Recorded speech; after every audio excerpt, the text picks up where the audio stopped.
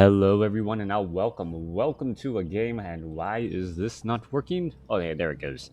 Alright, hello everyone and now welcome to a game between Blade versus KraV. This game taking place here on Last Refuge. Blade has spawned as the red human player on the bottom left hand side of the map under the name Unique. He is going up against KraV spawning as the yellow undead. Undead versus human in this 1v1 matchup. Things are already getting underway. Opening up Altar of Darkness, Crypt, Ziggurat. Pretty standard opening coming in from KraV. Meanwhile, we'll see what the Frenchman does. Will he be sticking to his standard Dreadlord first as he did this time during the pandemic last year? Or will he be changing things up? KraV, on the other hand, going to be opening things up with Altar of Kings and Barracks. Should be looking at a standard Archmage opening and then trying to follow it up with that second hero. Blood Mage has become more popular as of late as a way to funnel mana into the Archmage while also stealing mana away from enemy heroes and enemy units. It is going to be an Archmage or Archmage coming in from Blade going up against, well, a Crypt Lord coming in from KraV. All right, I know some people somewhere, sometime will mention, hey, it's not Archmage, it's Archmage. And, well, what I have to say is it was officially made the Archmage because of WoW. And, well, anything that I like my Warcraft 3 and my times at Blizzard before 2010. Well, I guess WoW's been around, like, what, since 2005, so, well, yeah, I don't know, I kind of feel like the direction of WoW, as popular as it was, really changed Warcraft 3 forever in a not so positive way. So I'm gonna call him the Archmage. Back to Warcraft says AM to avoid that question. Yeah, yeah. I know Blizzard officially says that it is the Archmage, but Blizzard's lost a lot of influence on what they said. If Blizzard can rename Jesse to something else, I can say it is Arc. It is the Archmage, as in the Archbishop, as in someone who is at the pinnacle or top. And well, and that's how I'm gonna go ahead and choose to say it. Anyways, breaking things down, Cryptlord already out and about here. Rod of Necromancy gonna be going wide on this creep camp, and well, trying to establish up a fast expansion. KraV fast expansion here may be able to get Impale as well, and that actually becomes a bit of a problem for any type of Blood Mage strategies. Blood Mage strategies generally work well if you're able to stay stationary and siphon away mana. It's a little bit of an uphill battle going up against that. Well, going up against the Crypt Lord, as not only is the Beetle's going to be able to, or the Impale, able to stun you, to break the chain, to surround with those Beetles and those ghouls early on, or even in the mid game, it can, well, do quite a bit of damage. Archmage looking to perhaps get to level 3 first, going to pick up Scourge, Bone Chimes, Vampiric Aura across this army, as now they are going to be perhaps trying to set up. Are they going to try and set up a fast expansion? That is the question. A player's force is under attack. Excuse me and bless me. Sneeze in the middle of a cast. Yes, I am casting this live. As well, Archmage gonna go ahead and attempt to clear out this Ogre Magi creep camp as well. 533 will get crypt out pretty quickly, and both sides opting to go for 2 base play. KraV gonna be a little bit later in getting the level 3 as the Blades Archmage is already there. However, the expansion should be already up and operational for KraV here in just a minute. A couple of acolytes may be transferred over, currently sitting on 6 acolytes and training up a new necropolis in order to, well, allow this one to start that important tech to tier 2. All right, Vampiric Aura on an Illusionary Archmage, already making its rounds out, a little bit of damage. Are we going to see KraV take down that Skeletal Minion? No, that was a imaginary Fireball, and therefore didn't do much of anything. Meanwhile, one Skeletal Minion, come on, peasants, just turn around and attack it twice, and you will be fine. Nope, sending over an Illusion instead, and, well, going to go ahead and finish that off. Illusion now keeping track of everything as well. Also, Illusion's coming back the other way, trying to absorb some of those impales. However, KraV not falling for that trick whatsoever.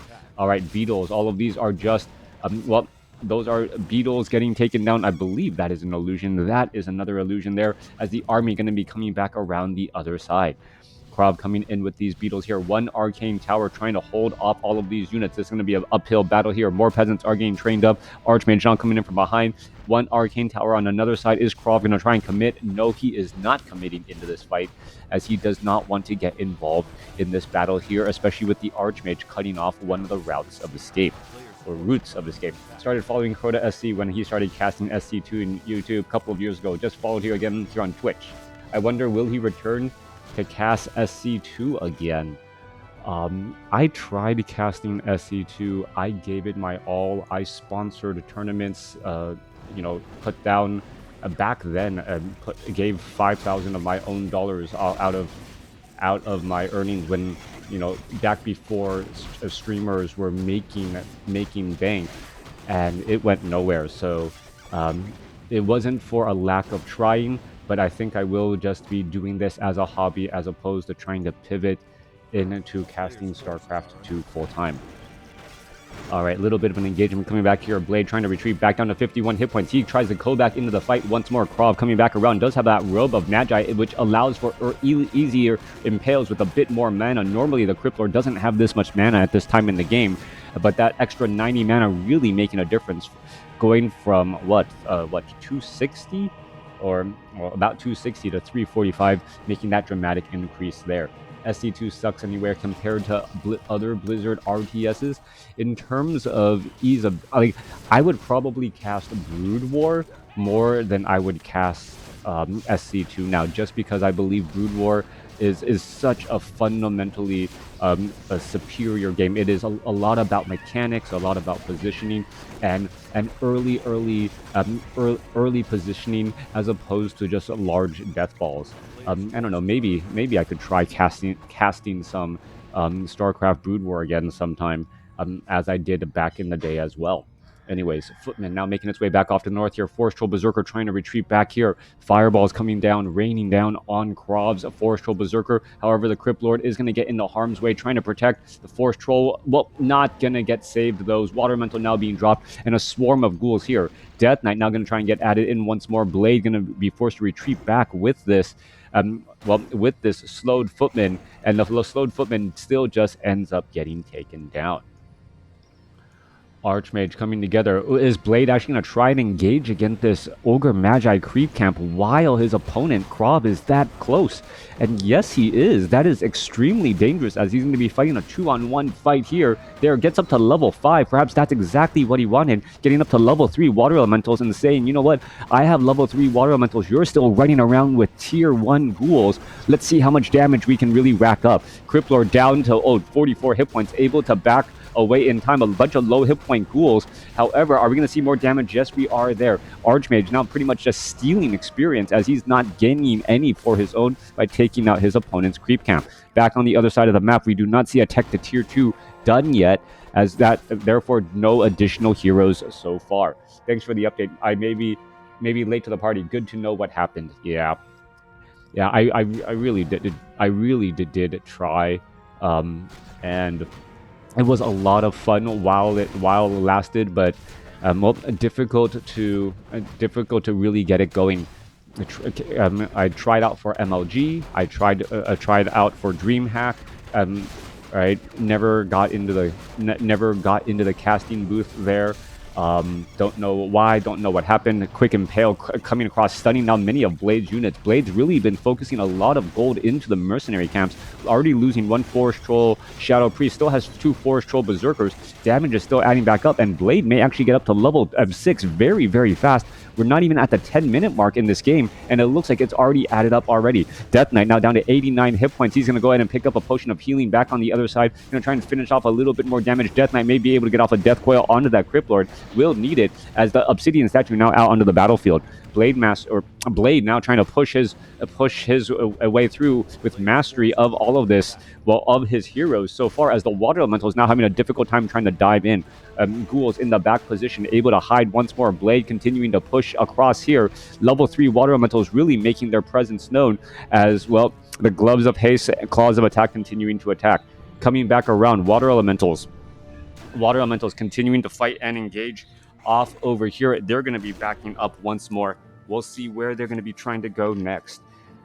Expansion on the top left-hand side of the map. Water elemental is going to clear this up and stop the Temple of the Damned. Now, Blade does see the Temple of the Damned, and is he going to respond in kind to try and, well, counter the possible necromancer meat wagon strategy that KraV is trying to implement, as exhumed corpses and, well, meat wagons should be coming out here momentarily. We are also in destroyer form as well, as, well, the destroyers should be able to take down those water elementals with relative ease. Archmage now attempting to clear out a relatively difficult creep camp, or the Mountain King trying to do it by himself alongside 2 water elementals. Forest Troll Berserker may be joining in on the battle, as we are looking at, well, upgraded attack here, and still, well, Arcane Sanctum and now some priests getting added in too. Mountain King should be able to get up to level 2 pretty quick, picks up a potion of greater mana, now going to try to finish off some of these Forest Troll Trappers, as the Mountain King does get to level 2, gets a Stormbolt off right there. Alright, Mountain King going to finish things off here. A couple of priests now joining in on the battle. Archmage already setting up and propping for the next location to try and give that Mountain King level 3 as quickly as possible. Archmage still sticking around in the fight for a little bit too long. Should be backing away already, or perhaps going to wait for the Ogre Mauler to head back up the ramp here. There's some inner fire. No, Archmage actually going to be sticking around here, wanting time and speed, as opposed to giving level 3 to that Mountain King, even though that's not really necessary just quite yet. Coming back through, Archmage still in that battle. Meanwhile, coming back over to KraV. KraV is sitting at level 4. Level 2 Death Knight is a little bit further along, as we also see the Lich at level 1.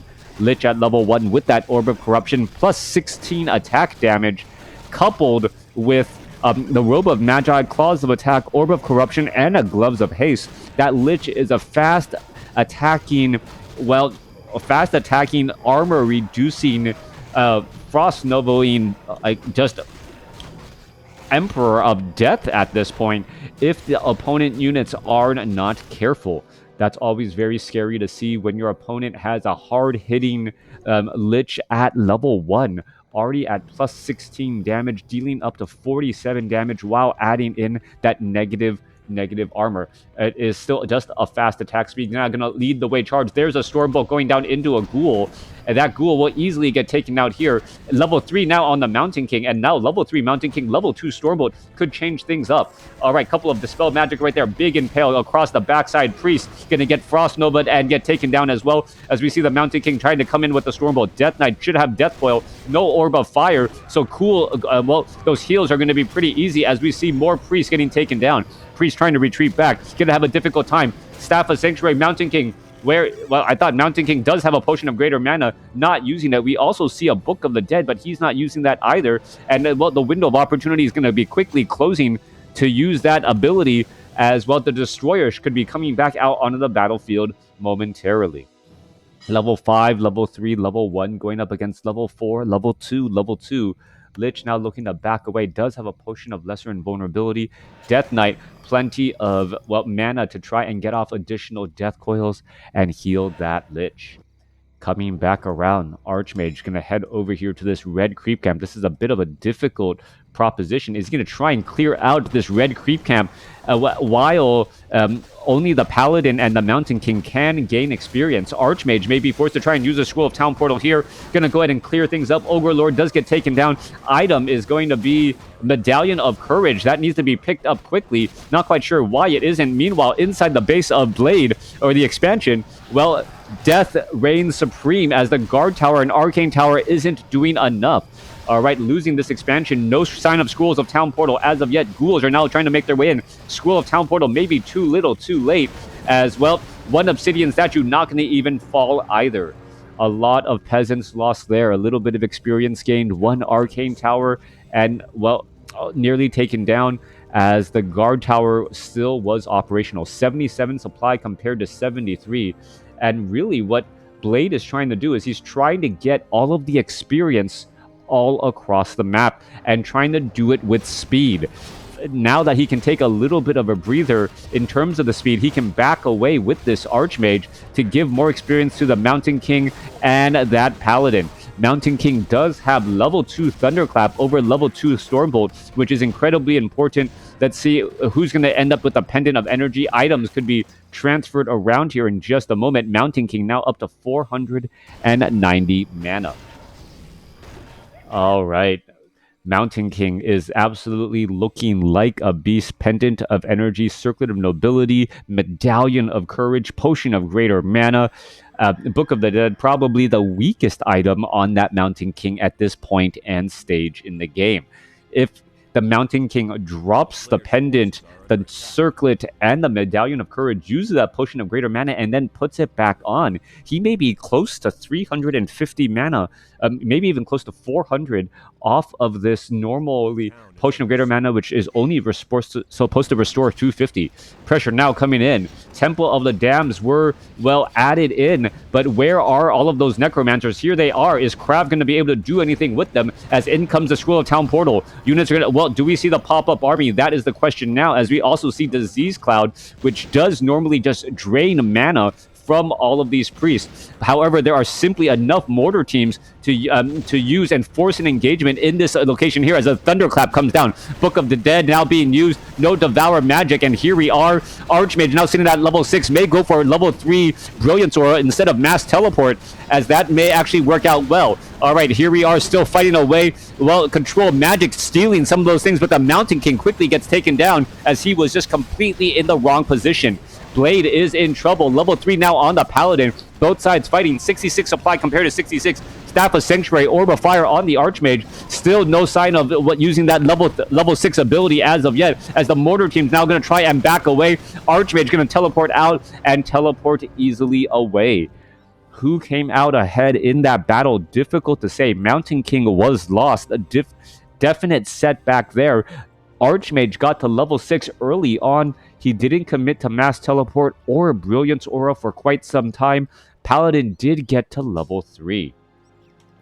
All right, that was an absolutely, I wouldn't say disgusting fight, but that was, well, an absolutely bloody fight. And anytime an undead player is able to force a human player to, or any player to Scroll of Town or escape a fight after applying Disease Cloud to those units, that is a definite win. Mortar teams in the back here may end up getting caught out in the open, as this mortar team, well, it should not be here at all, needs to go ahead and retreat back here. Are we going to see some more Control Magic? Yes, we are. Mass Control Magic to try and deal with those skeletal minions as the Spellbreakers, well, try to retreat back here. Abomination, fast-moving Abominations with the help of that Unholy Aura trying to catch up to all of these units once more. 81 supply compared to 78. Where is the Army of Blade? Well, it is up in the air right there. 4 units quickly taken down, 3 Priest and 1 Mortar team, and the movement speed bonus coupled with the Impale and Frost Nova of the Undead allowing for retreats to be very, very difficult. Coming back down to the south here, level 6 Archmage, low on mana, dropping water elementals whenever it could. Well, having a little bit of trouble here. Coming back around, more priests are getting added. 73 supply after that 8 supply or 9 supply loss. 3 priest and 1 mortar team gone in an instant. All right, refined gunpowder going into 2 level 2 weapon upgrades. And what is Blade's follow-up strategy going to be? Mountain King now already back out onto the battlefield, but still low on mana. If the Mountain King was able to use that Potion of Invulnerability earlier, well, an additional Thunderclap or 2 may have turned the tide of that battle, especially as that Paladin could have gone to level 3 and be able to get that level 2 Holy Light to try and save that Mountain King. Ghouls coming back around here. Units are just wandering around the map, but the Unholy Aura advantage of KraV could make things a bit difficult. Mountain King trying to retreat away could end up getting impaled and getting, well, picked off here in just a second. Ghoul perhaps going to try and get in front of the Mountain King again, getting in a little bit of superficial damage as the armies are just running around. The undead army actually well separated from itself, as well as 1 meat wagon gets caught out in the open. Where is the Mountain King? Mountain King has been able to regroup. Knight is back across over here.